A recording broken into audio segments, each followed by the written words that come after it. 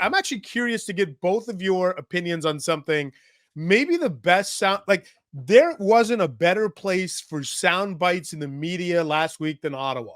You had the owner Mike Andlauer going off, teeing off on the NHL, and then pun intended, Brady Tkachuk here. Well, actually no, I'm not gonna. I was gonna. I'm not gonna swear. I'm gonna let Brady Tkachuk do the swearing. Although I think we've got this bleeped out. So Ottawa loses 6-4 against Tampa on Saturday. So just to set this up for everybody to know and for context for the two of you, halfway through the game, the crowd starts chanting, "Fire DJ, fire DJ," and it's loud. This isn't 100 fans doing it. It's a lot of fans doing it. And after the game, here's what's interesting. I was going to ask Tkachuk about the crowd, but I didn't even have to, because the first question I asked, so Tkachuk comes out, and I know him enough to know he's hot. Like he's not happy. Yeah. So I give him an open-ended question, which was, where did this game get away from you tonight in your estimation? So that's the question. Here's the answer from Brady Tkachuk. Yeah, frustrating. I mean, it's whenever you don't win, it's frustrating, and it's frustrating the negativity from the outside. It's the constant booing and kind of from the crowd too tonight was. I understand that they're a passionate fan base. I understand. I love it, but I mean, when you face adversity, you don't turn your back on the guys out there. I mean, we're playing hard. I know it's frustrating right now, but it's not like we're giving up out there. We're fighting to the very end. So to be honest with you, it's I was very frustrated tonight. I went back and re-listened. Brady Tkachuk used the word frustrating 8 times in 100 seconds. Okay, so that gives you a window. And then Thanks he swore. I was gonna ask. We bleeped it out, but he says BS. And I want to know. He says what our fans did tonight. He said, "Hey, it's bullshit what our fans did." And I want to know from the two of you, did Brady Tkachuk cross a line? Because there's two schools of thought. School of thought number one: hey, passionate guy after the game, speaking your mind, have at it. He's coming to the defense of his coach, whatever. And then part two, or second school of thought, is you never take a shot at the paying customer, ever.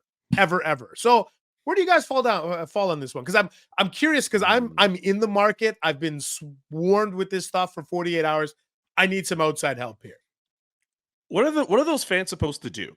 That's my question to Brady. So you go through a week where your team's not playing well, your franchise defenseman's out for a couple weeks. There's news that comes out that your GM kind of messed up this trade with a player how many months ago, and you're losing a first-round pick. Then you fire that GM. Again, your team's not playing well. There's all this speculation around your head coach, who already from jump was projected to be the first one fired.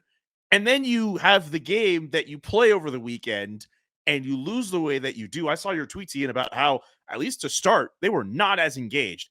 No. If I'm a fan of the Ottawa Senators and I hear Brady Tkachuk say, you don't like the team, like the fans turning your back on the team, what else are we supposed to do? If I'm an Ottawa Senators fan, how else am I supposed to react? I don't have a problem with him, saying what he's saying. I think players have every right to feel frustrated at the fact that the fans aren't in their corner, but also fans have every right to express themselves in that situation, especially if the team is not playing the way that they should be playing. If they're going through things that we would associate with a previous era, and a lot of people would have thought would have been done with to start the season. I disagree with Brady Tkachuk here. I don't think he's wrong for saying what he's saying. I don't think he's crossed the line. And I think, in a weird way, this is better than the alternative, in which you don't have fans and everyone's just apathetic. The fans at least are showing passion in some way and very much want to change. I can sympathize as well with Brady maybe feeling away. I mean, I don't know how he feels about DJ Smith, but I can sympathize with the idea that you don't like hearing your coach getting lauded by fans that way. But I think the idea of fans feeling the way that they want to feel in that environment, especially what they've gone through over these last few days. I didn't even mention the Shane Pinto thing. What else do you want them to do? That's how I feel about it.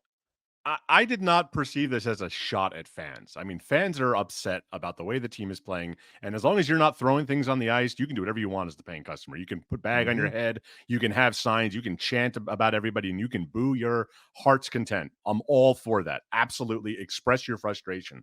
And as a player, it's got to suck that your fans are booing at you. It's okay to feel like that sucks. And, when he called it BS, I didn't feel like he was saying like they shouldn't be allowed to do that.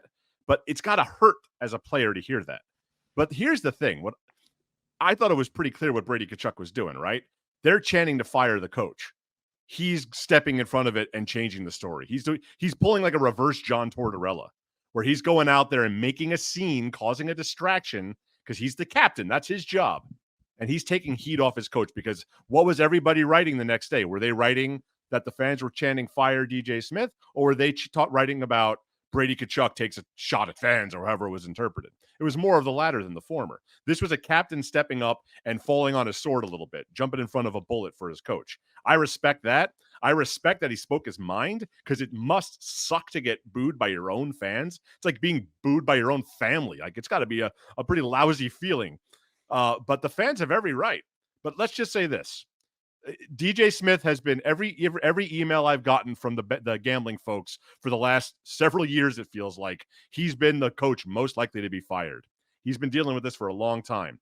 And remember at the beginning of last year where Devils fans were chanting "Fire Lindy," and then by the end of the year they were saying "We're sorry, Lindy." Sorry, like literally Lindy, chanting that.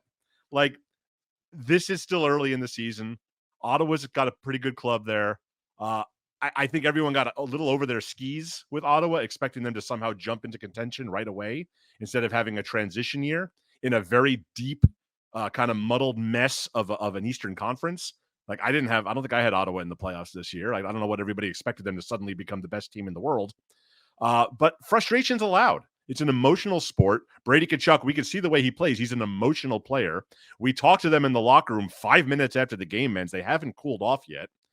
Let's cut him some slack. I think he did the right thing. In a lot of ways, he did the mature captainly thing by kind of jumping on the grenade there. It's interesting is that, so this happened on Saturday.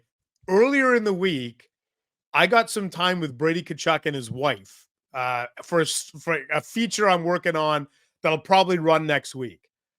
And a big part of it was I wanted to know how a young American kid who's the face of a franchise, how do you like the pressure? How do you like where, his brother, I think rather famously was like, you know what?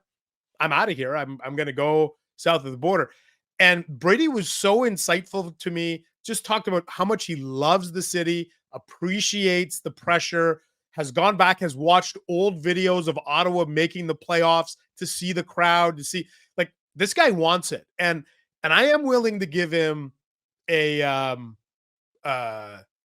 one-off here because this is passion. The one thing I would have said though, if I were him, is maybe if you had a redo, and I think maybe what he could have said is, hey, I didn't like that from our fans, but I understand why they're frustrated. Sure. We're frustrated, but we lose as a group here. You want to say fire DJ, then fire Brady and fire Timmy and fire, you know what I mean? Like maybe that would have landed better.